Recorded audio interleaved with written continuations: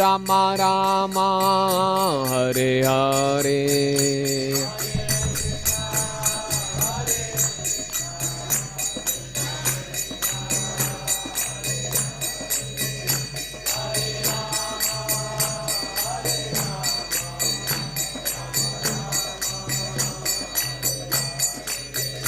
Hare Krishna, Krishna Krishna, Hare Hare, Hare Rama, Rama Rama, Hare Hare.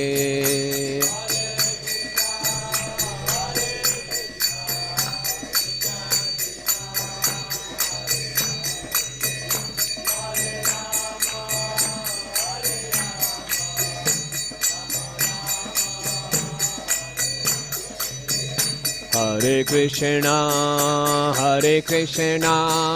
Krishna Krishna, Hare Hare, Hare Rama, Rama Rama, Hare Hare.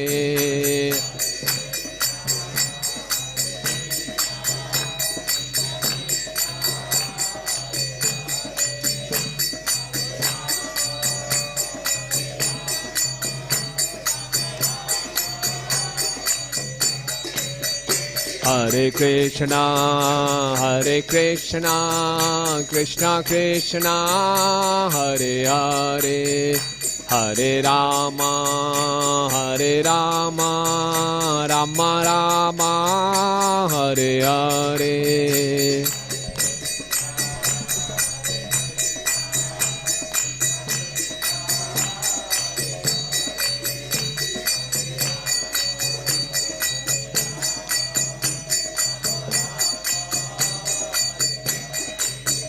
Jaya Prabhupada, Prabhupada, Prabhupada, Srila Prabhupada.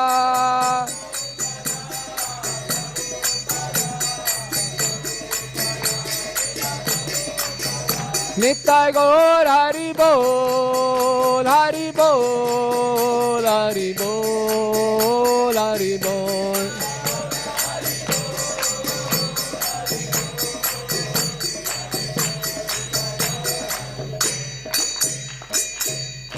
जय विष्णुपाद परमहंस प्रभुजी का आचार्य स्तोत्रोष्ट श्रीमद His Divine Grace Bhaktivedanta Swami Srila Prabhupada की।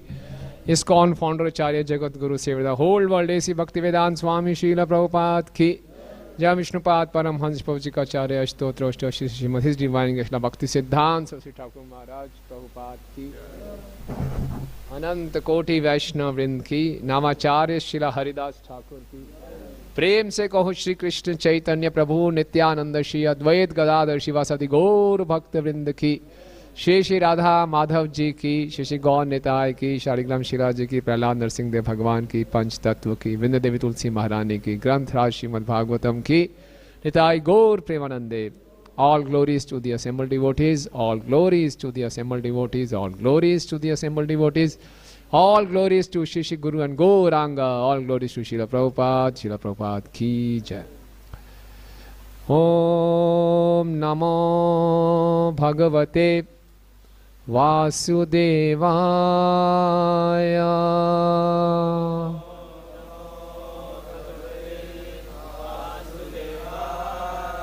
Om Namo Bhagavate Vasudevaya.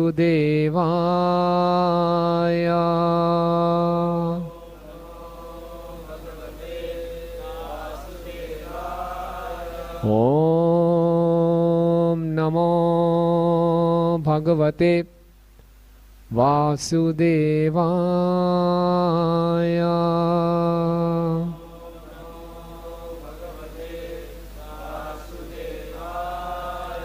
Narayanam namaskrityam naram chaiva narottamam devim saraswatim vyasam tato jayam mudirayet. Nashtaprayeshu abhadreshu nityam bhagvat sevaya bhagavati uttam shloke bhaktir bhavati nashtiki. Krishnaya vasudevaya devaki nandanaya cha नन्दगोपकुमाराय गोविंदाय नमो नमः। ग्रंथराज श्रीमद् भागवतम, चौथा स्कंद, अध्याय संख्या 30। अध्याय का नाम है प्रचेताओं के कार्यकलाप। श्लोक संख्या 22। प्रचेतस ऊचु नमो नमः क्लेश विनाशनाय निरूपतोदार गुणाहयाय मनोवचो वेग पुरोजवाय सर्वाक्ष मार्गैर्गता ध्वनये नमः। प्रचेतस ऊचु नमो नमः क्लेश विनाशनाय निरूपतदार गुणावहाय मनोवचो वेग पुरोजवाय सर्वाक्ष मार्गैर्गता ध्वनये नमः। प्रचेतस ऊचु नमो नमः क्लेश विनाशनाय निरूपतोदार गुणाहयाय मनोवचो वेग पुरोजवाय सर्वाक्ष मार्गैर्गता ध्वनये नमः।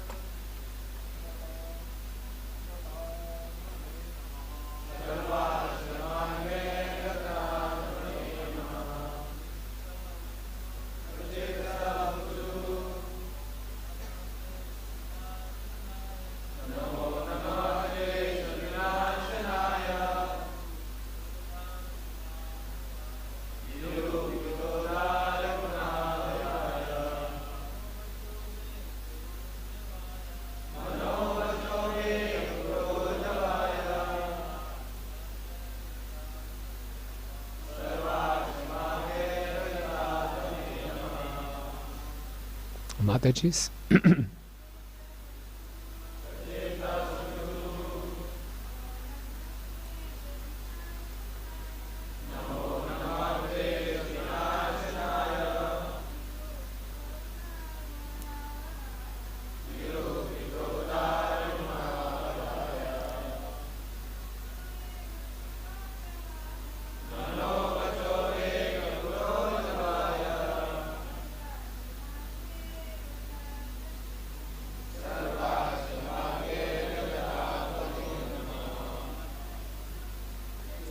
सोचो हूँ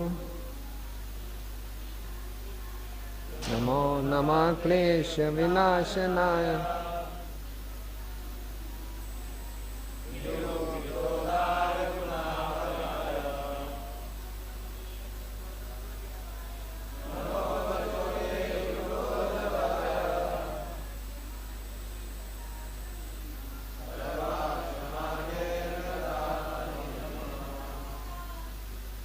चिता सोचो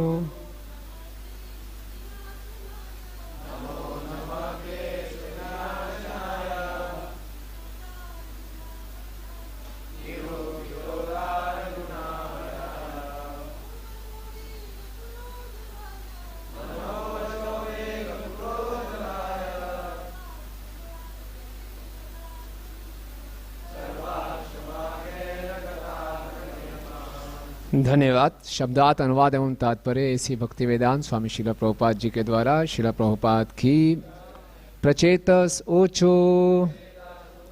प्रचेताओं ने कहा नमः नमस्कार है, नमः नमस्कार है।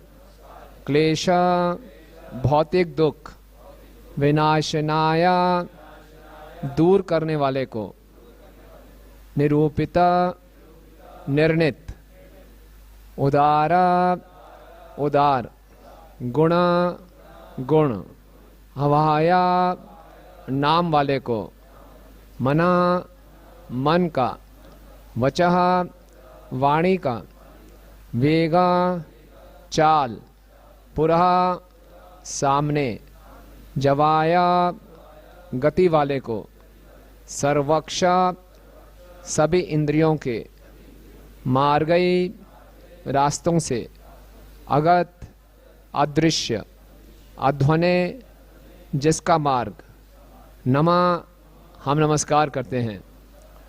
प्रचेताओं ने कहा हे भगवान, आप समस्त प्रकार के क्लेशों को हरने वाले हैं।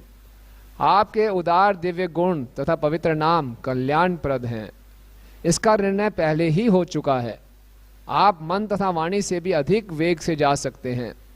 आप भौतिक इंद्रियों द्वारा नहीं देखे जा सकते, अतः हम आपको बारंबार सादर नमस्कार करते हैं। तात्पर्य, निरूपित शब्द जिसका अर्थ है निष्कर्ष निकाला, अत्यंत महत्वपूर्ण है। ईश्वर को खोजने अथवा आध्यात्मिक ज्ञान में प्रगति के लिए कोई शोध नहीं करनी होती। वेदों में निष्कर्ष रूप से सब कुछ दिया हुआ है। अतः भगवत गीता 15:15 में भगवान कहते हैं वेदैश्च सर्वैर अहमेव वेद्य। वेदों के द्वारा भगवान का ज्ञान प्राप्त करना पूर्ण तथा निर्णायक होता है। वेदों का कथन है अतः श्री कृष्ण नामादि ना भवेद ग्राह्यम इंद्रिया। हमारी कुंठित भौतिक इंद्रियों के द्वारा भगवान के दिव्य नाम रूप गुण तथा लीलाएं नहीं समझी जा सकती। सेवन मुखे ही जीवादो स्वयमेव स्मृति अधप। जब भक्त अपनी इंद्रियों को भक्ति में लगाते हैं तो भगवान अपने अहेतु की दया से भक्त के समक्ष स्वतः प्रकट होते हैं। यही निर्णायक वेद विधि है। वेद यह भी संकेत करते हैं कि भगवान के पवित्र नामों का कीर्तन करने मात्र से निश्चित रूप से आध्यात्मिक प्रगति हो सकती है। हम भगवान के पास मन या वाणी के वेग से नहीं पहुंच सकते, किंतु यदि हम भक्ति में लगे रहें तो उनके पास सरलता से तथा तेजी से पहुंच सकते हैं। दूसरे शब्दों में, परमेश्वर भक्ति से आकृष्ट होते हैं और अपेक्षा इसके कि हम उन तक अपनी मीमांसा से पहुँचें, वे हमारे पास अधिक वेग से पहुँच सकते हैं। भगवान ने कहा कि वे ज्ञान की सीमा तथा विचार की गति से परे हैं, फिर भी उनकी अहेतु की कृपा से उन तक आसानी से पहुंचा जा सकता है। इस प्रकार वे अपनी अहेतु की कृपा से ही प्राप्त किए जा सकते हैं, अन्य विविधा प्रभावशाली नहीं होती। ओम अज्ञानतिमिरन्धस्य ज्ञानञ्जनशलाकया चक्षुरुन्मीलितं येन तस्मै श्री गुरुवे नमः। श्री चैतन्यमनोभीष्टं स्थापितं येन भूतले स्वयं रूप कदा मह्यं ददाति स्वपदान्तिकं। वन्देऽहं श्रीगुरो श्रीयुतपदकमलं श्रीगुरून् वैष्णवांश्च श्रीरूपं साग्रजातं सहगण रघुनाथान्वितं तं सजीवं साधुवेतं सावधूतं परिजनसहितं कृष्ण चैतन्यदेवं श्रीराधा कृष्णपादान् सहगण ललिता श्री विशाखान्वितांश्च। हे कृष्ण करुणा सिंधु दीनबंधु जगतपते गोपेश गोपिका कांत राधा कांत नमस्तुते। तप्त कांचन गौरांगी राधे वृंदावनेश्वरी वृषभानुसुते देवी प्रणमामि हरिप्रिये। वाञ्छाकल्पतरुभ्यश्च कृपा सिन्धुभ्येव च पतितानां पावनेभ्यो वैष्णवेभ्यो नमो नमः। जय श्री कृष्ण चैतन्य प्रभु नित्यानंद श्री अद्वैत गदाधर श्रीवासादि गौर भक्त वृंद। हरे कृष्णा कृष्ण कृष्ण हरे हरे, हरे राम राम राम हरे हरे। नमः ओं विष्णुपादाय कृष्ण पृष्ठाय भूतले श्रीमते भक्ति वेदांत स्वामिनिति नामिने। नमस्ते सारस्वते देवे गौरवाणी प्रचारिणे, निर्विशेष शून्यवादी पाश्चात्य देश तारिणे।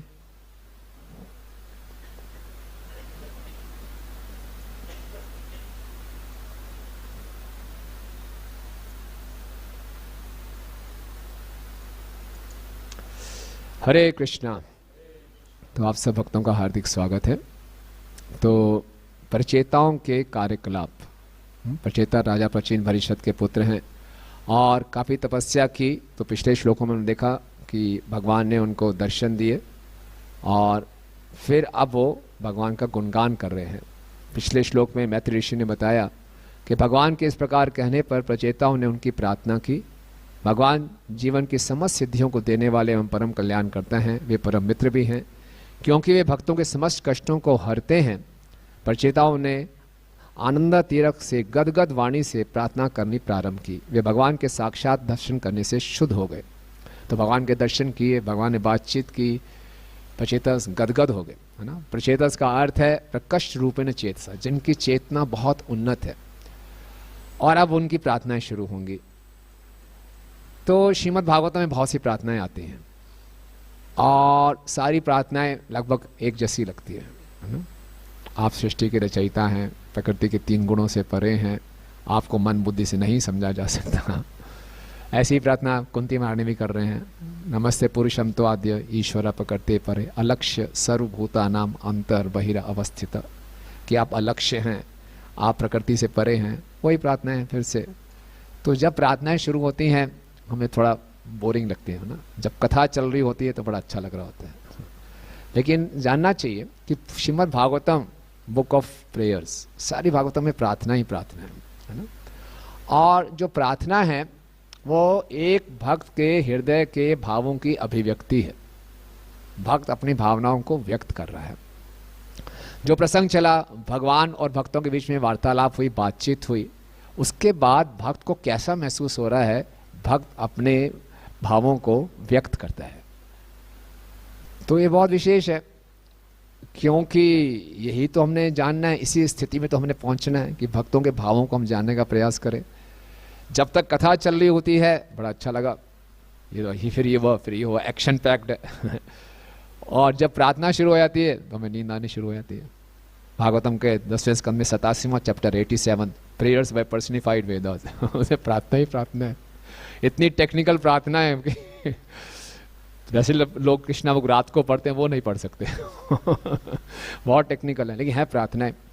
तो दिखने में प्रार्थना सेम हो सकती है, लेकिन एक परिपक्व भक्त को उन प्रार्थनाओं में, उन जो भक्त प्रार्थना कर रहे हैं उसके मूड को, उसके भाव को समझने के प्रयास करेंगे तो हमें बहुत कुछ सीखने को मिलेगा, है ना। जिस प्रकार से एक ही होगा, जैसे आगे जाके आप पढ़ेंगे कुछ श्लोकों के बाद, यही प्रचेतस प्रार्थना कर रहे हैं। नमः कमल नाभाय, नमः कमल मालिने, नमः कमल पादाय, नमस्ते कमल एक क्षणा। किससे प्रार्थना की है वाले? पहले कुंती महारानी ने, बस नमः पद्म नाभाय, कमल नाभि ने, एक ही ऐसी प्रार्थना है, लेकिन मूड दोनों के अलग अलग है, ये समझना है ना। जैसे यहाँ पे काफ़ी ब्रह्मचारी बैठे हैं, सब ने लाल कपड़े डाले, लेकिन सबका शेड अलग अलग है। सबका शेड अलग अलग है। तो प्रार्थना दिखने में एक है, शब्द एक है, लेकिन सबके भाव अलग अलग हैं। और भगवान प्रत्येक जीव से एक अलग रस का आस्वादन करते हैं, इसलिए भगवान बहुत विशेष ध्यान देते हैं। भगवान ये नहीं कहते अरे वही प्रार्थना फिर से, ये तो पहले स्कंद में मैंने सुन लिया है, प्रचेतस नई प्रार्थना बताओ यार। भगवान को उनको सुन के भी आनंद आ रहा है क्योंकि वो अलग भाव से बात कर रहे हैं। और जो भी हम प्रार्थना करते हैं, हम देखते हैं एक प्रार्थना का भी एक फॉर्मेट है। जो भी प्रार्थना है पहले होती नमः, नमस्कार कर रहे हैं, शरण ग्रहण कर रहे हैं। बिना शरण ग्रहण किए हम प्रार्थना नहीं कर सकते, है ना। ध्रुव महाराज के सामने भगवान प्रकट हुए। ध्रुव महाराज 5 वर्ष के बालक, पता ही नहीं क्या करना है, एकदम दंड प्रणाम कर दिया, घबरा के क्या बोलूं। भगवान ने अपना शंख छुआ, उन्होंने शरण ली, भगवान ने उनको एम्पावर किया, उनके इतनी सुंदर बात शक्ति आई कि उन्होंने सुंदर सुंदर प्रार्थनाएं की, है ना। तो पहले हम शरण में जाते हैं, पहला स्टेप है। बिना शरणागति के प्रार्थना हृदय से नहीं निकलेगी। दूसरा है शरण लेने के बाद भगवान का गुणगान। अब इस श्लोक में कितना गुणगान है कि भगवान क्लेश विनाशाय, आप क्लेशों का विनाश करते हैं। आपके नाम गुण क्या हैं? गुण अहाय, नाम और गुण आपके उदार हैं, बहुत ही कल्याणकारी हैं। और आप मनोवचो वेग पुरोजवाय, मन और वाणी के वेग से बहुत दूर हैं, तो उनका गुणगान कर रहे हैं। तो सेकंड स्टेप है हम उनका गुणगान करें। तीसरा स्टेप होता है कि भक्त अपनी अयोग्यता बताता है कि मैं किसी भी योग्य नहीं हूं, मैं आपका गुणगान कर सकूं। प्रहलाद महाराज अपनी अयोग्यता बताते हैं। इतने बड़े देवतागण ब्रह्मा जी, शिव जी आपकी प्रार्थना करके, मैं कि असुर कुल में पैदा, मैं आपका क्या गुणगान कर सकता हूँ? फिर भी अपना मैं जितनी मेरी बुद्धि उतना मैं प्रयास करूंगा। तो अपनी अयोग्यता। और चौथा, बाद में हम अपनी इच्छा को व्यक्त करते हैं कि हमें क्या चाहिए, है ना। ऐसा नहीं आते ही हम सीधा इच्छा। ऐसे स्टेप फॉलो करने से हम देखेंगे कि हमारा भगवान के साथ एक संबंध बनता है। तो इस प्रार्थना में बताया जा रहा है, नमो नमः क्लेश विनाशाय निरुपतो उदार गुणाय मनोवचो वेग पुरोजवाय सर्वाक्ष मार्गेर गता ध्वने नमः।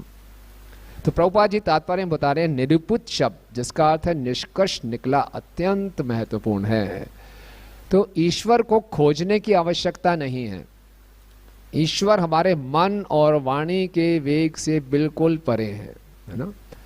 ब्रह्मा जी ब्रह्म संहिता में प्रार्थना करते हैं ना, पंथास्तु कोटि शतवत्सर संप्रगव्यम वायुरथापि मनसो मुनि पुंगवानम सोपि अस्ते प्रपत्सिम्य वचिंत तत्व गोविंदमादि पुरुषम तमाम भजामि। कि कोई मुनि वायु की गति से भी भगवान को पाने का प्रयास कर रहे हैं, वायु की गति से चल रहे हैं, तो भी भगवान को नहीं जान पाएंगे, है ना। इसी ढंग से कथा उपनिषद में भी बहुत प्रसिद्ध श्लोक आता है, नाया मात्वा प्रवचनेन लभ्यो ना मेध्या ना बहुना श्रुतेन यमेवेश वृणते तेन लभ्या तस्येष आत्मा वृणते तनुम स्वाम। नाया मात्वा प्रवचनेन लभ्यो, बहुत बड़े बड़े सुंदर सुंदर प्रवचन देने से कोई भगवान को नहीं जान जाएगा। बहुत बढ़िया स्कॉलरली प्रवचन दे रहा है, इसका आवश्यक नहीं कि वो भगवान को जान जाए। ना मेधया, बहुत बुद्धिमान है, जबरदस्त विश्लेषण कर लेता है, नहीं है। बहुना श्रुतेना, बहुत ज्यादा शास्त्रों का पढ़ा हुआ, श्रुति मतलब शास्त्रों का पढ़ ले, नहीं। फिर कैसे? यमेविंश वरुणते तेन लभ्या तस्य से आत्मा वरुणते तनुम स्वाम। जिसको मैं चाहूंगा, जिसके ऊपर भगवान कृपा करेंगे, वो ही भगवान को जान सकता है, बस। तो ये निर्णित है, भगवान परम सत्य है, निर्णित है। भगवान को खोजने की आवश्यकता नहीं है अपनी बुद्धि से, है ना। खोजने वाले कौन होते हैं? डॉक्टर फ्रॉग, जो प्रभुपाद उदाहरण देते हैं। अपनी छोटी सी बुद्धि, टीनी ब्रेन, प्रभु कहते हैं टीनी ब्रेन से। कूप मंडूक, कुएं में रहने वाला मेंढक पूछ रहा है दूसरे मेंढक से प्रशांत सागर कैसा है, वो प्रशांत सागर समझा रहा है, उसको समझ ही नहीं आ रहा कितना बड़ा होगा। अरे कितना बड़ा होगा यार, इतना होगा और कितना होगा, करते करते वो फट जाता है। वो इमेजिन ही नहीं कर सकता, कल्पना ही नहीं कर सकता कि वो सागर कितना बड़ा है।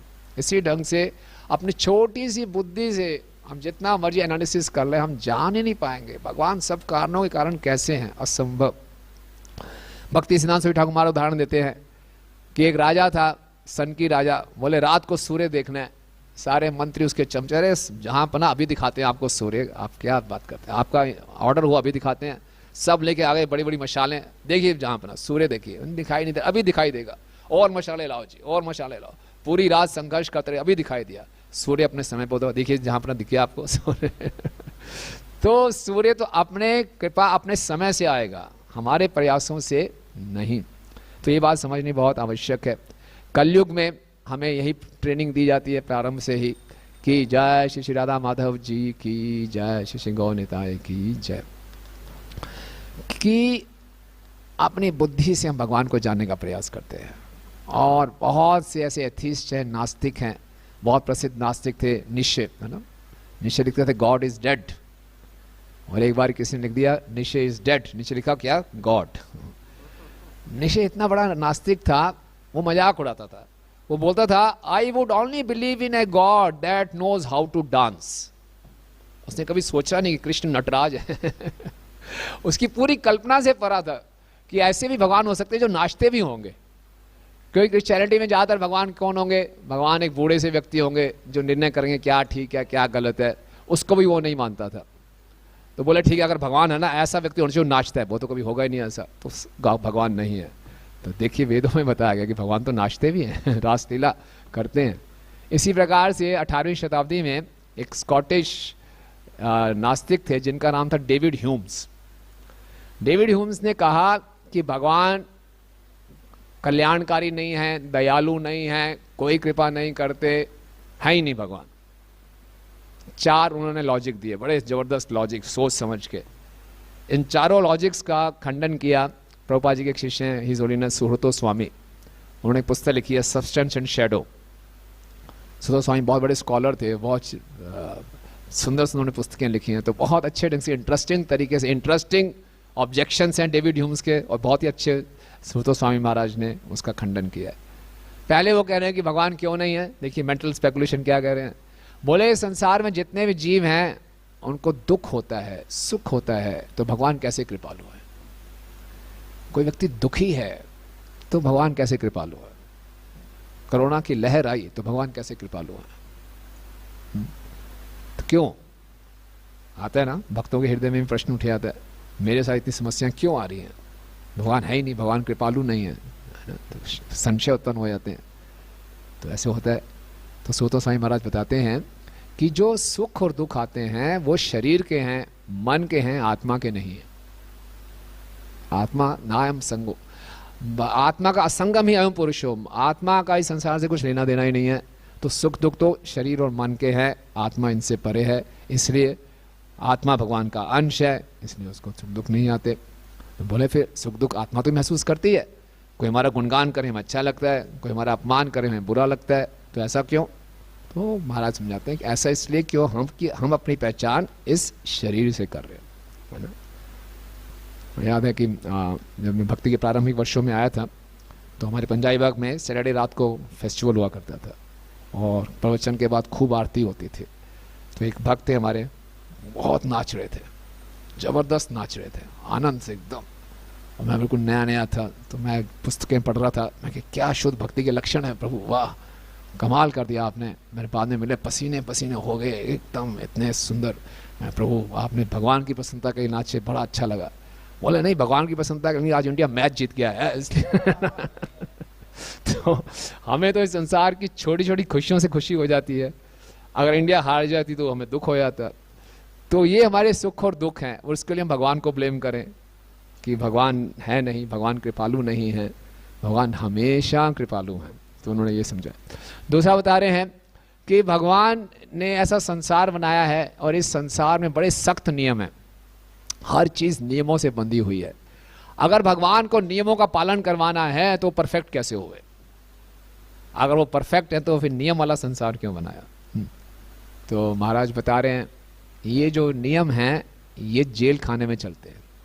ये संसार एक जेल के समान है, जेल में नियम नहीं होंगे तो कैदी क्या करेंगे। तो जेल कैदियों को सुधारने के लिए नियम दिए जाते हैं। जो आध्यात्मिक जगत है वो प्रेम का जगत है, वहाँ कोई नियम नहीं है।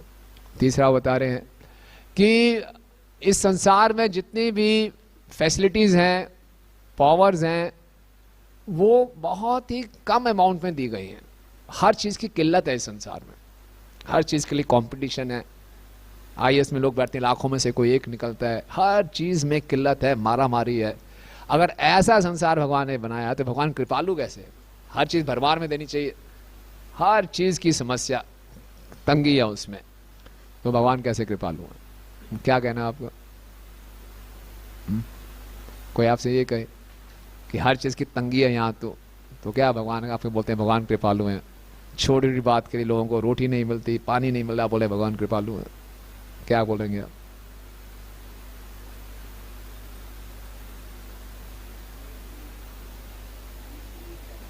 हाँ?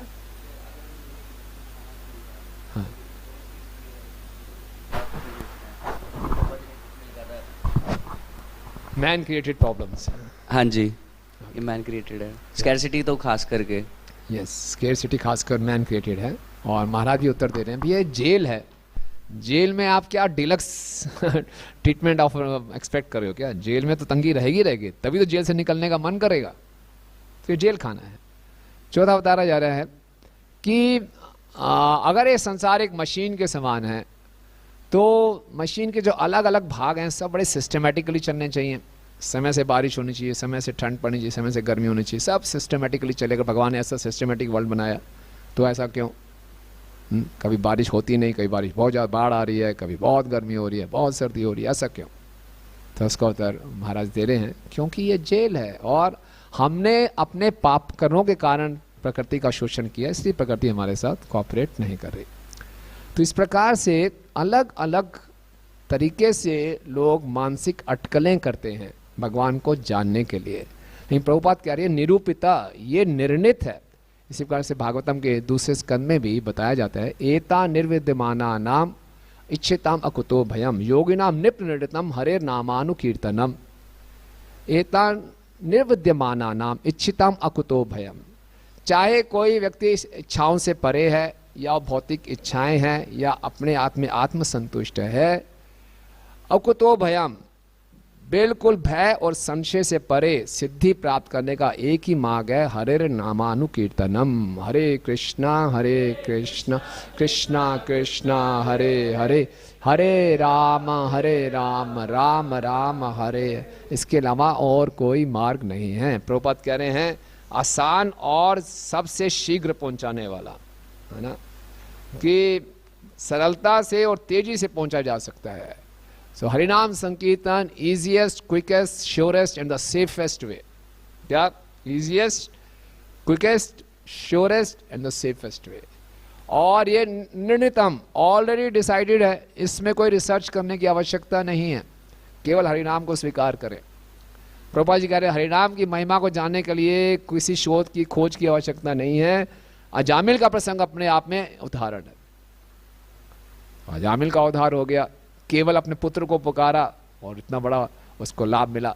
तो जो भगवान को सुखदेव गोस्वामी बताते हैं, अजामिल ने तो अपने पुत्र को पुकारा, क्या परिणाम मिलेगा अगर हम भगवान को पुकारेंगे? अजामिल ने तो वृद्ध अवस्था में पुकारा, क्या परिणाम मिलेगा? कोई युवा अवस्था में पुकार लेगा, स्वस्थ अवस्था में, है ना। अजामिल ने तो बिल्कुल मृत्यु की कगार पे था तब पुकारा, क्या परिणाम मिलेगा? जो अपने पूरे जीवन में भगवान को पुकारता रहेगा, है ना। अजामिल ने तो बिना किसी श्रद्धा के पुकारा, कैसा परिणाम मिलेगा? कोई पूरी श्रद्धा से भगवान को पुकारेगा। हरे कृष्णा कृष्णा कृष्णा हरे हरे, हरे राम राम राम। तो प्रभुपाद बता रहे हैं यहाँ पे कि उदार गुण हवाया, भगवान के नाम और भगवान के गुण बहुत ही कल्याणकारी हैं। और ये बातें हम अपने मन से, वाणी से, बुद्धि से नहीं समझ सकते, ये केवल भगवान की कृपा से ही समझ सकते हैं। उसका उदाहरण हम जानते हैं, रोमहर्षण सुतम। रोमहर्षण जब बलराम जी वहाँ पे गए नैमिषारण्य में, सभी संतों ने रोमहर्षण को व्यास आसन पे बिठा दिया। रोमहर्षण व्यास देव जी के शिष्य थे, बहुत से शास्त्र जानते थे, है ना।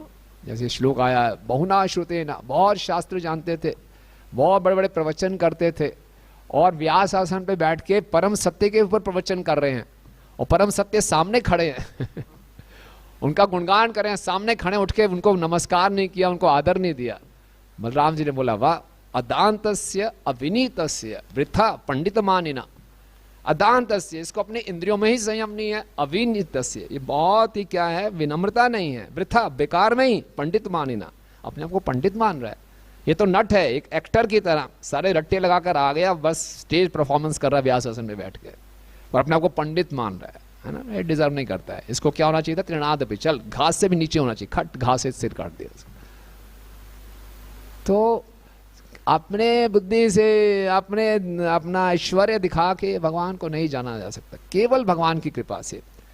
चैतन्य चरितामृत के आदि लीला के दूसरे अध्याय के पहले श्लोक में कृष्णदास कविराज जी, चैतन्य चरितामृत में कोई भी अध्याय शुरू होता है तो कृष्णदास कविराज गोस्वामी पहले संस्कृत में प्रार्थना करते हैं। तो कह रहे हैं, बहुत सुंदर प्रार्थना है। श्री चैतन्य प्रभु वंदे बालो अपि यदि अनुग्रहात् तरे नाना मतग्राह व्याप्तम सिद्धांत सागरम। श्री चैतन्य प्रभु वंदे, मैं चैतन्य महाप्रभु को नमस्कार करता हूं। क्यों? बालो अपि यद अनुग्रहात्, एक बालक भी अपि अनुग्रहात्, उनपे कृपा हो जाए।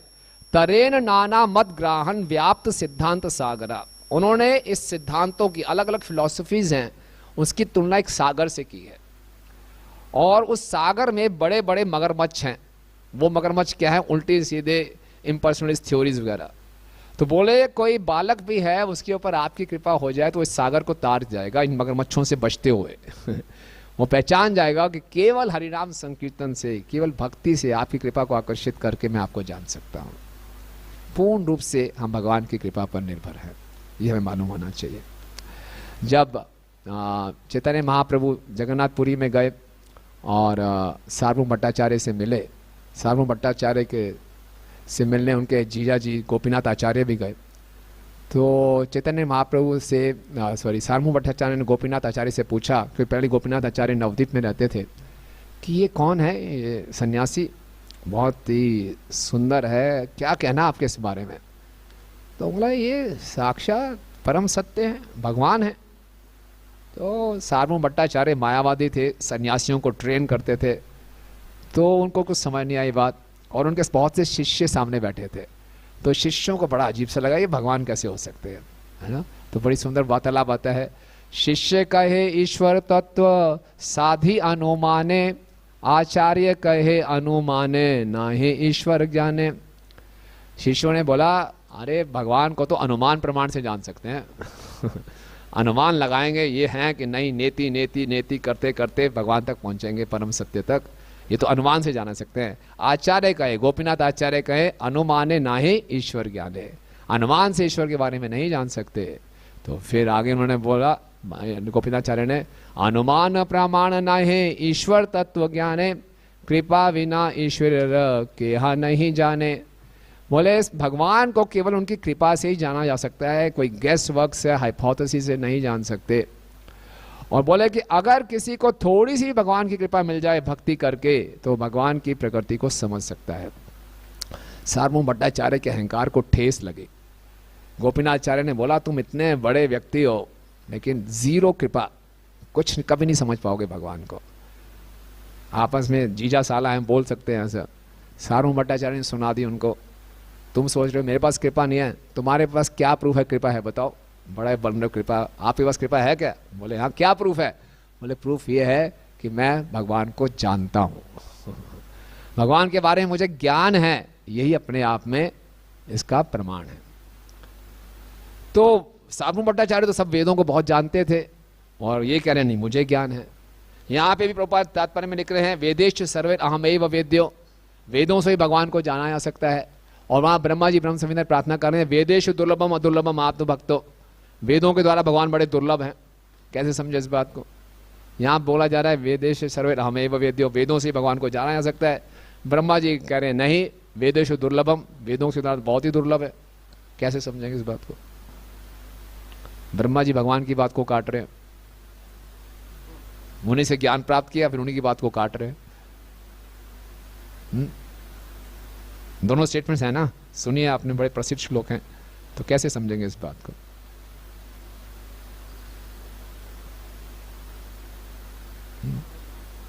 है प्रभु? हाँ, जो भगवान के भक्त हैं वो जान सकते हैं, लेकिन भगवान ये कह रहे हैं वेदेश सर्वे अहमैव वेद्यो, वेदों के द्वारा ही मैं जाना जाता हूं। और ब्रह्मा जी कह रहे हैं वेदेश दुर्लभम है। आत्मभक्त हैं तो फिर भगवान ने वेदेश सर्वे अहमैव वेद्यो क्यों बोला?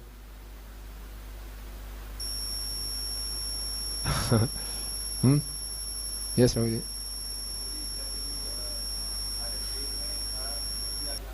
हाँ,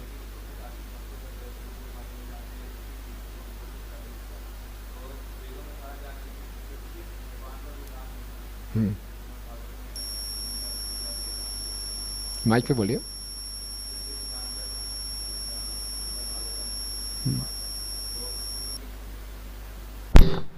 उसमें मिक्स गुणगान है भगवान का, और उसमें काफ़ी सारी अलग चीज़ों, कर्म कांड का भी है, ज्ञान का भी है, योग का भी है, तो बहुत सारी चीज़ें हैं, तो उसमें डेविएट होने के चांसेस बहुत ज़्यादा हैं, बहुत ट्रैफिक है वहाँ। ठीक बात है। सो हाँ प्रभु जी।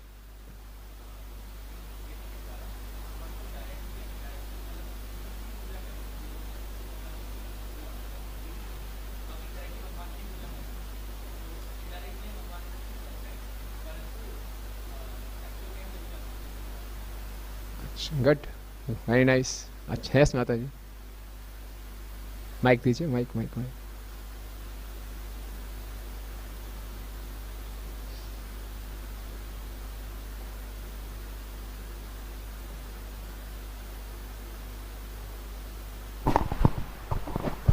हरे कृष्ण प्रभु जी।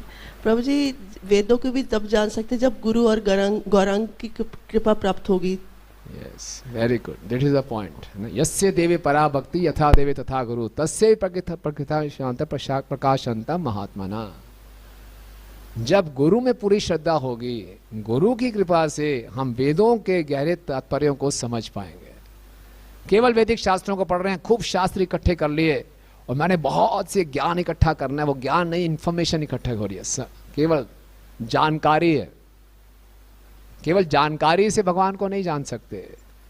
गुरु की कृपा जब होगी तो वेदों का जो तात्पर्य है वो हृदय में प्रकाशित होगा। ये पूरा सीक्रेट है ना, इसलिए दोनों स्टेटमेंट्स ठीक है। गुरु के शरण में जाएंगे, जैसे रंगनाथ में चैतन्य महाप्रभु उस ब्राह्मण से मिले जो अपने गुरु की आज्ञा से भगवद गीता पढ़ रहे थे, श्लोकों का उच्चारण भी सही नहीं कर रहे थे, लेकिन आंसू बह रहे थे। भगवान को समझ गए वो। महाप्रभु ने क्या बोला, तुम असली गीता के तात्पर्य को समझे हो, है ना। तो ये बहुत आवश्यक है। कृपा को ही आकर्षित करके हम भगवान को जान सकते हैं। ये सारे वैदिक शास्त्र भी किस लिए हैं? भगवान की महानता को जानने के लिए। हम वैदिक शास्त्रों का, प्रभुपाद की पुस्तकों का अध्ययन किस लिए करना है? भगवान को जानने के लिए, उनकी कृपा को आकर्षित करने के लिए, है ना। भागवत जानिए भागवत स्थाने। भागवत को भी परम पुरुष भागवत की शरण लेकर उनकी कृपा से ही हम जान सकते हैं। अपने स्कॉलरशिप से, अपनी बुद्धि से, अपने एनालिटिकल पावर से भगवान को नहीं जान सकते। बहुत परे हैं भगवान इससे, बहुत परे हैं। प्रभुपाद कह रहे हैं जितनी मर्जी हम तेज भाग रहे, हम भगवान तक नहीं पहुंच सकते। भगवान बड़ी तेजी से हमारे सामने आ जाएंगे। हरे कृष्ण कृष्णा कृष्णा हरे हरे, हरे राम राम। जैसे हम हरे कृष्ण महामंत्र जप कर रहे हैं, प्रभुपाद कह रहे हैं in chanting we can see Krishna eye to eye, face to face, just a matter of realising. तुरंत उपलब्ध है भगवान, अगर भगवान को हम सही ढंग से पुकारें, प्रेम से पुकारें, है ना। तो ये है मनोवचो वेग पुरोजवाय सर्वाक्ष मार्ग गता ध्वनि। और किसी मार्ग से, इंद्रियों के मार्ग से भगवान को नहीं जा सकते। लेकिन इंद्रियां हैं, मन है, बुद्धि है, क्या? इसको भगवान की सेवा में। अतः श्री कृष्ण नामादि ना भवेद ग्राह्यम इंद्रियं सेवन मुखे ही जीवादो स्वयं में स्फुरति यदा। आप इस संसार में भी देखिए, अगर किसी व्यक्ति की हम खूब सेवा कर दें, एक नवविवाहित स्त्री अपने पति की खूब सेवा करे, तो पति खुश होकर अपना सारा हृदय खोल देता है उसके सामने। ये मेरा बैंक बैलेंस है, ये एटीएम का पासवर्ड है, ये सब ले लो सब कुछ दे देगा, सब खोल देगा, कोई दिक्कत नहीं है। लेकिन सेवा से ही प्रसन्न नहीं है तो कुछ बातें सीक्रेट रखेगा, नहीं इसको नहीं बताना आपने, है ना। सेवा से प्रसन्न है, लो जो है।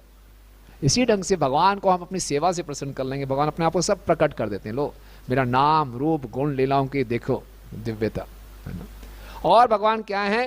क्लेश विनाशनाय, है ना। भगवान सभी दुखों को हर लेते हैं। हरि, जो हमारे अमंगलों को हर ले, है ना। ये भगवान का एक नाम है, हरि। हम सब जब भक्ति प्रारंभ करते हैं तो हम सबका अनुभव है, हमें लगता है कि हमारे कुछ क्लेश कम हुए, है ना, एक रिलीफ मिलता है।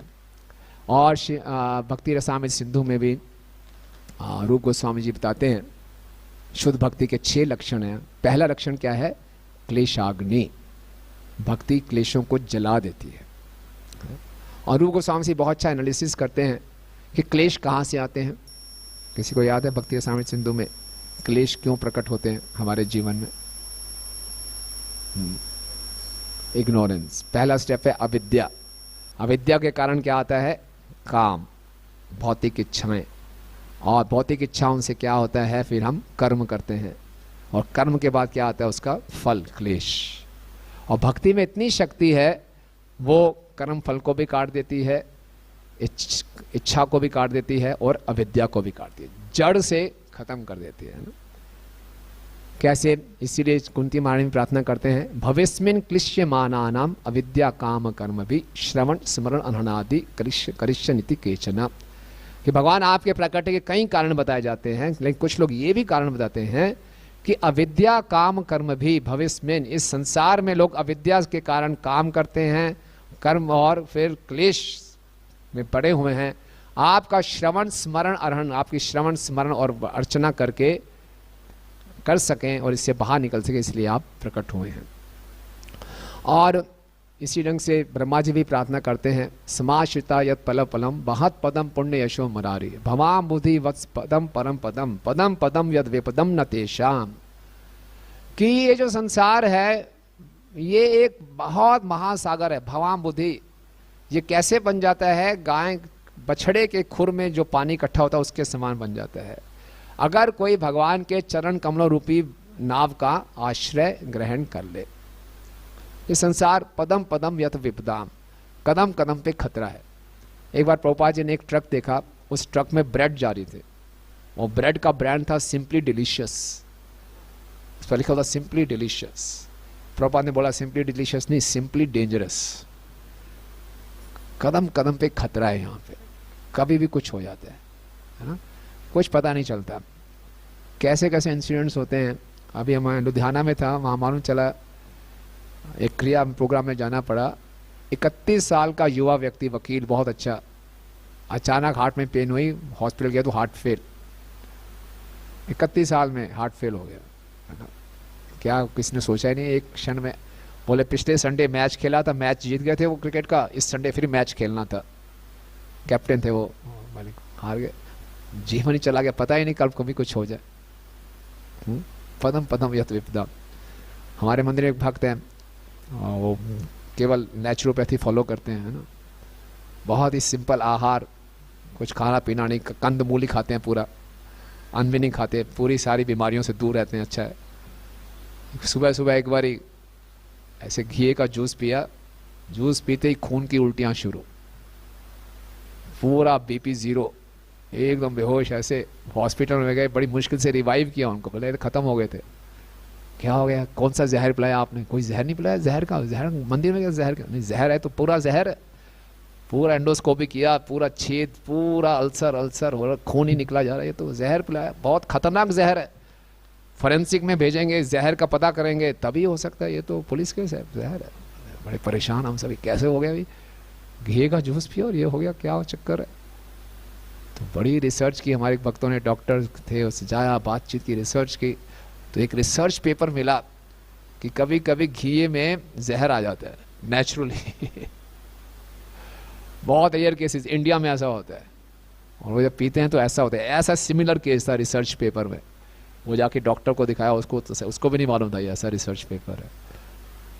पदम पदम ये तो विपदम, ऐसा कभी कुछ हो जाए। ऐसा नहीं कि हम भक्ति कर रहे हैं ऐसा कुछ नहीं होगा। ऐसे होगा, कुछ भी हो जाएगा। तो कैसे समझे यहाँ बोला क्लेश विनाश ना आया, बहुत डर लगता है। संसार तो बड़ा डरावना है, कुछ भी हो सकता है कभी भी। तो लेकिन जिसने भगवान के चरणों की शरण ग्रहण कर रखी है वो बड़ी आसानी से निकल जाएगा। क्लेश आएंगे, संकट आएंगे, लेकिन भक्त उससे प्रभावित नहीं होंगे, है ना। बहुत सुंदर एक श्लोक उद्धव जी बोल रहे हैं, श्रीमद् भागवतम के 11वें स्कंद के 19वें अध्याय का 9वां श्लोक है। इसमें भगवान उद्धव को बहुत ज्ञान दे रहे हैं। भगवान ने सोचा कि उद्धव बहुत बुद्धिमान है, बृहस्पति के शिष्य, इसको ज्ञान देते हैं। लेकिन उद्धव जी समझ गए ज्ञान जब तक भक्ति तक नहीं ले जाएगा, आपकी शरणागति तक नहीं ले जाएगा, यूजलेस है। तो उद्धव जी ने फिर भगवान का आदेश सुनने के बाद सुंदर प्रार्थना की। उद्धव जी कह रहे हैं, तापत्रय अभिहतस्य घोरे संताप्यमानस्य भवाध्वनश्च पश्यामि नान्यश्च चरणान्तवाङ्घ्रि द्वंद्व अत्राप्त्राद अमृत अभिवर्षरात्। कि तापत्रयेन अभिहतस्य घोरे, तीनों तापों से यहाँ पे जीव बहुत ढंग से पीड़ित है, बुरे ढंग से पीड़ित है। संताप्य, लेकिन इस संसार के तीनों तापों से बिल्कुल तपित हो गया वो। तब क्या करें? पश्यामि नान्यश्च चरण तवांघ्रि, मैं नहीं देख सकता कि आपके चरण कमलों के शरण लेने के अलावा। और आपके चरण कमल कैसे हैं? बहुत सुंदर उद्धव जी ने उपमा दी कि एक छाते के समान है। वो छाता कैसा है केवल धूप से ही, ताप से नहीं बचा रहा, बल्कि अमृत की वर्षा कर रहा है।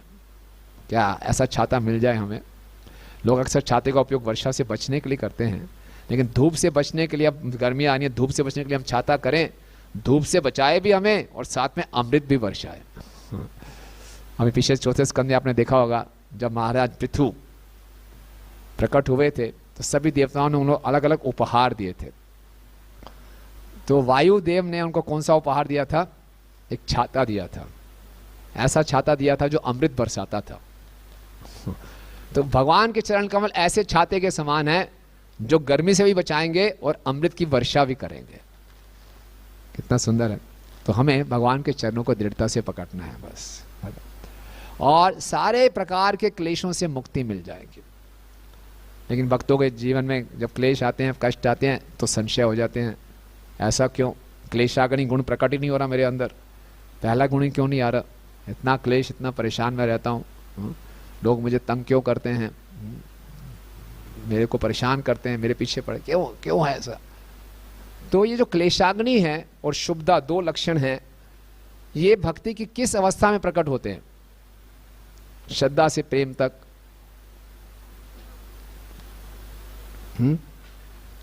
भाव बहुत दूर है, लंबा रास्ता है फिर तो, तब तक क्लेशों से जूझता रहूंगा मैं तो। और कब दूर होते हैं?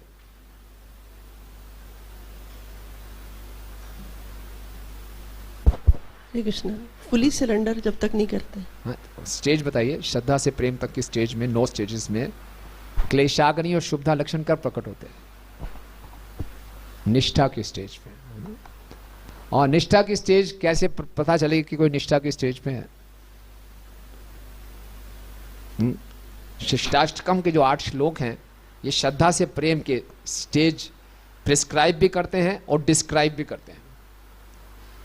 प्रिस्क्रिप्शन भी है और डिस्क्रिप्शन भी है। प्रिस्क्रिप्शन कैसे है कि अगर आपको निष्ठा तक पहुंचना है तो इस श्लोक का पालन करो। डिस्क्रिप्शन भी है, अगर आप इस स्टेज में है तो आप एक लक्षण प्रकट करेंगे। तो निष्ठा का प्रिस्क्रिप्शन, डिस्क्रिप्शन कौन से श्लोक में है? त्रिनादपि सुनिचेन। हाँ, त्रिनादपि सुनिचेन तरोरपि सहिष्णुना अमानिना मानदेन कीर्तनीय सदा हरि। ये डिस्क्रिप्शन है, कोई निष्ठा में है और वो हमेशा कीर्तनीय सदी हरि रहेगा। और इसी की व्याख्या भगवान बोलते हैं महात्माओं के लक्षण में, भगवद गीता के 9वें अध्याय में। कौन सा श्लोक है? सततम कीर्तयन्तो माम यतन्तश्च दृढ़व्रता नमस्यन्तश्च माम नित्यम नित्य युक्ता उपासता। हमेशा कीर्तन करता रहेगा यतन के साथ। क्या यतन करने हैं? त्रिनादपि सुनिचेन तरोरपि सहिष्णुना अमानिना मानदेन। इसका यतन करेंगे तो कीर्तनीय सदा हरि होगा। तो ये करेंगे तो निष्ठा तक पहुंचेंगे, फिर हम क्लेशों से मुक्त होंगे। ये प्रैक्टिकल है, महाप्रभु सिखा रहे हैं हमें। एक बारी मैं बहुत परेशान हो गया था। कई बार साधना करते हम परेशान हो जाते हैं, तो मैं परम पूज्य गोपाल कृष्ण स्वामी महाराज के पास गया। ये परेशानी वो परेशानी सुनाता गया अपना पूरा। महाराज मैंने, महाराज बताइए सॉल्यूशन बताइए। महाराज ने बोला त्रिनादपि सुनिचेन तरोरपि सहिष्णुना। मैं और इतना मैं परेशान है, मैं महाराज प्लीज टेल समथिंग प्रैक्टिकल। कुछ प्रैक्टिकल बताइए, क्या स्टेप लूँ, किसको हटाऊं, क्या करूं, ये करूं। आपने बोल दिया त्रिनादपि सुनिचेन, तो हमें भी मालूम है। महाराज ने बोला जब तक इस श्लोक का पालन नहीं करोगे इस संसार में सड़ते रहोगे, क्लेशों में ही पड़े रहोगे। इस संसार क्लेशाग्नि लाना है अपने जीवन में, तो इस श्लोक को अच्छे ढंग से समझना है और अपने जीवन में उतारने का प्रयास करना है। नहीं तो क्लेश ही क्लेश में पड़े रहेंगे, कीर्तनीय सदाहरि हो ही नहीं पाएगा। हमारा मन ही इतना उद्विग्न रहेगा, जब में मन ही नहीं लगेगा, कीर्तन करने की इच्छा नहीं होगी। ये उसने ऐसा क्यों कर दिया, उसने ऐसा क्यों कर दिया, यही चलता रहेगा। तो इसकी प्रैक्टिस करनी है। भक्त बोलेंगे नहीं नहीं मैं ये नहीं कर सकता। भक्ति में शक्ति है, भक्ति से अपने आप विनम्रता प्रकट होनी चाहिए। ये बात भी सही है। यस्य अस्ति भगवत भक्ति अकिंचन सर्वस्व गुण तत्र समासते सुरा। भक्ति करेंगे तो गुण प्रकट होंगे। लेकिन बृहद भागवतामृत में बताया जा रहा है बाकी सब गुण प्रकट होंगे, लेकिन विनम्रता का हमें अभ्यास करना होगा। विनम्रता जो है वो प्रेमा भक्ति की बीज भी है और फल भी है। जितना हम भक्ति में उन्नत करेंगे उतनी हमारे में अंदर स्वाभाविक विनम्रता भी आएगी, और जब तक हम विनम्रता का अभ्यास शुरू नहीं करेंगे प्रेमा भक्ति शुरू नहीं होगी। उसका बीज है ये। इसीलिए शरणागति के जो 6 लक्षण हैं उसमें जो चैतन्य महाप्रभु ने बताए, अनुकूल से संकल्प, प्रतिकूल से वजनम, रक्षसिति विश्वासो, गोपतित्वे वर्णम तथा आत्मनिक्षेप कार्पण्य शनविद शरणागति। तो कार्पण्य आखिरी में बता रहे महाप्रभु, इसका मतलब विनम्रता। लेकिन भक्तिविनोद ठाकुर जी जब इसको एक्सप्लेन कर रहे हैं अपने भजन के माध्यम से, तो सबसे पहले वो शरणागति में ला रहे हैं विनम्रता, और बता रहे हैं ये विनम्रता ही एक पंख है जिसके ऊपर, विनम्रता भक्ति का वाहन है, भक्तिविनोद ठाकुर बता रहे हैं। तो इसका प्रैक्टिस नहीं करेंगे तो ये क्लेशाग्नि की स्टेज पाना कठिन है, और हम अनर्थ निवृत्ति में ही संघर्ष करते रहते हैं। और यही विनम्रता हमें, यही तनादपि सुनिचन श्लोक हमें अपराधों से बचाता है, ये अपराधों का एंटीडोट है पूरा। तो इस प्रकार से भगवान हमारे क्लेशों का नाश करते हैं, और भगवान के नाम और गुण बड़े उदार है। यही निष्ठा की स्टेज हम जब पहुंचते हैं तो हम नाम अपराध से नामाभास की स्टेज पे आते हैं। निष्ठा में भक्त नामाभास की स्टेज पे होता है, और नामाभास का लक्षण क्या होता है, उसके सारे पाप कर्मों के फल खत्म हो जाते हैं, वो मुक्त अवस्था में हो जाता है। नामाभास के इतने लाभ हैं। नामाभास तक कैसे पहुंचेंगे? नाम अपराध और नामाभास के अंदर 2 चीजों का अंतर है बस, एक है प्रयास और दूसरा है पश्चाताप। प्रयास नहीं करेंगे ध्यानपूर्वक जप करने का तो नाम अपराध है, और गलती से ध्यानपूर्वक जप नहीं कर पाए तो फिर पश्चाताप होना चाहिए। हम नाम अपराध कर रहे हैं नहीं करे कैसे मालूम चलेगा? हम जप कर रहे हैं, जैसा भी हो गया ना यार 16 वाला, ठीक है, ध्यानपूर्वक हुआ नहीं हुआ कोई दिक्कत नहीं, निपटा दिया, खत्म, आई एम नॉट बॉदर्ड। अपराध हो भी रहे हैं तो मुझे चिंता नहीं है, मेरा काम चल रहा है, ठीक है, तो वो नाम अपराध है। लेकिन हाँ, एक भक्त बहुत सचेत हो जाता है, प्रयास करता है, यत्न करता है कि मुझे अपराधों से बचना है, कोई अपराध भी हो जाता है तो उसके लिए पश्चाताप करता है, फिर आगे बढ़ता है, अपराधों से बचने का जो यत्न करेगा वो नामाभास की स्टेज में पहुंचेगा। तो एक बार नाम अपराध और नामाभास में ओनली डिफरेंस इज एंडेवर्स, हमारे प्रयास, सिंसियर एफर्ट्स, वो करेंगे तभी हम त्रिनादपि सुनिचयन का पालन यत्न करेंगे, उसका प्रयास करेंगे, तो फिर क्लेशाग्नि लक्षण अपने आप प्रकट होंगे, फिर कोई कंफ्यूजन नहीं होगा। दिखने में लगेगा समस्याएं आ रही हैं, लेकिन भक्त प्रभावित नहीं होगा, उसका कीर्तन चलता रहेगा। आज परम पूज्य जयप्रताप स्वामी महाराज जी की व्यास पूजा है, कितना पवित्र दिन है। परम पूज्य के जयप्रताप स्वामी महाराज की साक्षात ज्वलंत उदाहरण है, भक्ति प्रैक्टिकल है। देखिए उनको ऐसी अब कोई समस्या नहीं जो उनके पास ना हो, लेकिन अभी जब पीछे उनको कोरोना हो गया था, आईसीयू में थे चेन्नई में, 2 दिन तक आईसीयू में, हैवी डोसेज, कॉन्शियस नहीं थे, तरह सारी ट्यूब्स लगी हुई अंदर। जैसे ही कॉन्शियसनेस आई, पूछा नर्स से आज क्या डेट है, क्या टाइम है, बोला ये, अरे जीबीसी मीटिंग शुरू होने वाली है, फोन लाओ अवे। आईसीयू में बैठ के ऐसे सब नलियां लगी हुई उसमें, जीबीसी मीटिंग पूरा पार्टिसिपेट कर रहे हैं उसमें। क्या चेतना आप सोचिए, साधारण व्यक्ति होगा तो आईसीयू में वो इतना बिविल्डर हो जाता है, उसको पता ही नहीं चलता मैं कहाँ हूँ, क्या है, बहुत इरिटेट हो जाता है, परेशान हो जाता है। चेतना आते ही तुरंत सेवा करनी है। और थोड़े से ठीक हुए नहीं, अमेरिका चले गए, ऐसी स्टेज में अमेरिका में जाके वहाँ प्रचार कर रहे हैं। मैं सोचा था मेरा थोड़ा सा सिर दर्द हो, सेवा बंद, सब कुछ बंद जी, इतनी समस्याएं, उसके बीच में भी इतना उत्साह। ये है कीर्तनीय सदा हरि, ये तो निष्ठा से ऊपर की स्टेज है, बहुत आगे की स्टेज, भाव की स्टेज है। अव्यर्थ काल तुम, एक क्षण भी व्यर्थ नहीं करना। तो ये प्रैक्टिकल है, हम इसको देख सकते हैं। तो इसीलिए हमारे सामने पूर्ववर्ती आचार्यों के उदाहरण है, वर्तमान आचार्यों के उदाहरण है, शास्त्रों में निर्णितम, ये ऑलरेडी निरूपितम, निर्णित किया हुआ है। हमें केवल बस कृपा की याचना करते हुए इस प्रोसेस को गंभीरता से स्वीकार करना है, सिंसियरली करना है। प्रभुपाद कहते हैं Krishna conscious is too simple, so simple that we miss it. इतने सिंपल है कि इसको मिस कर दे रहे यार, होठी तो हिलाने हरे कृष्णा लेकिन हो जाएगा, भगवत धाम पहुंच जाएंगे। We take it very casually, no we have to take it very sincerely लेंगे, इसमें प्रयास करेंगे और उत्साह से लगे रहेंगे। क्योंकि उत्साह का भी परिभाषा प्रभुपाद ने क्या दिया, एंडेवर्स विद इंटेलिजेंस। एंडेवर्स प्रयास करेंगे बुद्धि के साथ, तो निश्चित रूप से हम भगवान की कृपा को आकर्षित करेंगे। भगवान की कृपा को आकर्षित कर लिया तो हमारा जीवन सफल है, और भगवान की कृपा को आकर्षित करेंगे गुरु और साधुओं के माध्यम से हम उनके आज्ञाओं का पालन करें। हरे कृष्ण। किसी कोई प्रश्न है, टिप्पणी है? एनी कमेंट्स महाजन प्रभु? Correction, comments, questions? Mike mike पीछे है शायद।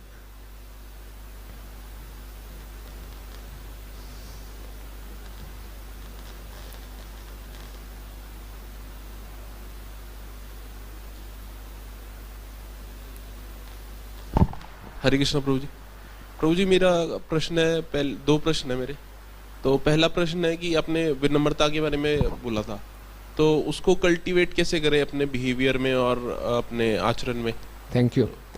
इसमें बृहद भागवतम में बता रहे हैं, ब्रह्मा जी बता रहे हैं कि विनम्रता को हमने कल्टीवेट करना है शरीर, मन और वाणी से, है ना। सेवा भी हम शरीर, मन और वाणी से करते हैं, तो विनम्रता भी हमें कल्टीवेट करनी है शरीर, मन और वाणी से। शरीर से कैसे कर सकते हैं? प्रणाम, आदर दिखाएं, प्रणाम करें, प्रणाम करने में आलस ना करें, है ना। प्रभुपाद के समय कल्चर था कि जो भी शिष्य आते थे, प्रभुपाद से जितनी बार मिलते थे, कमरे में घुसते थे, प्रणाम करते थे, जाते हुए फिर प्रणाम करते थे। ऐसा क्यों करते थे? तमाम महाराज बताते हैं ऐसा इसलिए करते हैं कि हम कहीं कैजुअल ना हो जाए, है ना। भक्तों को देख के प्रणाम करना। अब यहाँ पे हम हर समय ना करें, एटलीस्ट एक बार जब भक्तों को पहली बार देखें प्रणाम जरूर करें। डीटीज जब भी आए, मंदिर में आए, डीटीज को प्रणाम जरूर करें। कोई कैजुअल हो जाते हैं करके, चलो ये तो रोज़ ही दिखते हैं, रोज़ ही हो गया, ऐसे नहीं। तो कैजुअलनेस से बचेंगे तो प्रणाम शरीर के द्वारा, आदर देना, और मन के द्वारा विनम्रता कैसे, उनके अच्छे गुणों को देखने का प्रयास करें, है ना। बहुत अवगुणी अवगुण दिखाई दे, नहीं, एक ऐसा गुण है हम मुझसे श्रेष्ठ हैं, उनके गुणों को देखें। और मन, वाणी और वाणी के द्वारा सही शब्दों का उच्चारण, है ना, विनम्रता पूर्वक बात करें। इसकी प्रैक्टिस, ये कल्टीवेट, ये तो किया जा सकता है। ये मन, वाणी और शरीर की तपस्या भी है, आप देखेंगे तो उस तपस्या को सही ढंग से करना हमारे अंदर विनम्रता लाए। दूसरा प्रश्न है प्रभु जी मेरा, कि जैसे आपने बोला था कि हम नाम अपराध कर देते हैं, कि चैंटिंग करते हैं पर ध्यान पूर्वक नहीं करते, एक जस्ट एक टारगेट ओरिएंटेड और फॉर्मेलिटी सी कर देते हैं कि हम मेरा हो गया। सो उस चीज़ को कैसे हम करें कि क्वालिटी अच्छे से हो, ध्यान पूर्वक हो? So what should measures we should take, मतलब अच्छे से कर सके? हाँ, तो अच्छे से चैंटिंग करने के लिए जितना हम नाम की महिमा को जानेंगे कि नाम हमारे लिए क्या क्या कर सकता है, नाम, हरि नाम कितना कृपालु है, भगवान की इतनी कृपा है कि भगवान हरि नाम में हमारे सामने प्रकट हो गए, तो जितना हम हरि नाम की महिमा सुनेंगे, गाएंगे, उतना हम उत्साहित होंगे इसको ध्यानपूर्वक जप करने के लिए। ध्यानपूर्वक जप करना ही अपने आप में पर्याप्त। जो ध्यानपूर्वक जप करेगा वो सेवा भी ध्यानपूर्वक करेगा, है ना। कई मेरे भक्त इसको गलत समझ लेते हैं कि मुझे खाली ध्यानपूर्वक जप करना है, सेवा मैं जैसे मर्जी करूं। सेवा भी भगवान की विशेष सेवा, तो सेवा को बड़ा ध्यानपूर्वक करना है, जब भी ध्यानपूर्वक करना है। बहुत बड़ी अपॉर्चुनिटी है भगवान को पाने के लिए, तो इसकी इंपॉर्टेंस को समझेंगे तो कैजुअल नहीं होंगे, है ना। नाम चिंतामणि कृष्ण चैतन्य रस विग्रह, चिंतामणि है। आज हमारे हाथ में एक हीरा आ जाए, हम उसको बड़ा संभाल के रखेंगे, कैजुअल नहीं घूमते रहेंगे ऐसे ऐसे, है ना। थोड़ा कैश भी हमारे जेब में होता है, उसको संभाल के रखते हैं, उसका ध्यान रखते हैं। इसलिए से हरिनाम का चिंतामणि हमें उतना सुंदर उपहार मिला है, इसको संभाल के रखना, इसको वैल्यू करना है। तो जब इसलिए डेली हम हरिनाम की महिमा सुने, पढ़ें, चर्चा करें। आज मैं अच्छा जप नहीं कर पाया, थोड़ा सा भगवान से प्रार्थना करें, क्षमा मांगें, फिर भक्तों से चर्चा करें, क्या समस्या चल रही है, एनालाइज करें, क्यों नहीं जप कर पाया। कुछ पिछले दिन मैंने गलत संग किया, गलत विचार किए, या बहुत दिनों से मैंने पुस्तकें ही नहीं पढ़ रहा। हरिनाम की जो स्वरूप शक्ति है, भक्ति सिद्धांत कहते हैं, वो हरि कथा। प्रभुपाद की पुस्तकें ध्यानपूर्वक पढ़े, महीनों बीत गए, हरिनाम में कहाँ रुचि होगी। तो ये सब मुझे एनालाइज करना है, इसके लिए प्रयास करना है, तो भगवान कृपा करेंगे। और कोई प्रश्न किसी में? ठीक है, तो आप सब भक्तों का बहुत बहुत धन्यवाद। ग्रंथराज श्रीमद् भागवतम की, जगत गुरु श्रील प्रभुपाद की, निताई गौर प्रेमानंदे, श्री प्रभुपाद की जय।